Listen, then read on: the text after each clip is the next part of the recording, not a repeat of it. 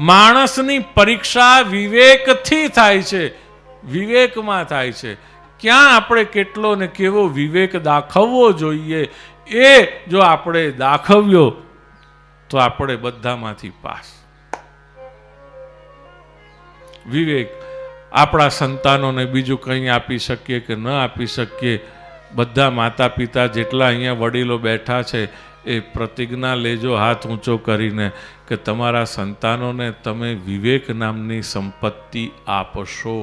વિવેકનો અર્થ છે સત્યાસત્ય, નિત્યાનિત્ય ને યોગ્ય. આ 6 વસ્તુ ઇઝ ઇક્વલ ટુ વિવેક. આ વિવેક જેની પાસે છે ને એ ધૂળમાંથી પણ સંપત્તિ પેદા કરશે. પણ જો વિવેક ન આપ્યો ને તો સંપત્તિને પણ બરબાદ કરી દેશે. અને એમાંથી બચવા એની પાસે વિવેક જોઈશે, તો ધૂળમાંથી પણ સંપત્તિ પેદા કરશે. પરદેશ જાઓ છો પણ આપણો ઉદ્દેશ ન ભૂલતા. દેશનો કયો છે? દેશનો ઉદ્દેશ સંપત્તિની લાઈમાં સંતતિ અને સંસ્કૃતિ ના ગુમાવતા.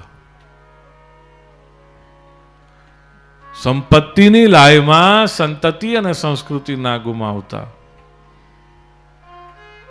જો સંસ્કૃતિ આપી હશે તો તમારા સંતતિ એ ધૂળમાંથી પણ સંપત્તિ પેદા કરશે. બોલો ગોવર્ધન રણ છોડ, રણ છોડ.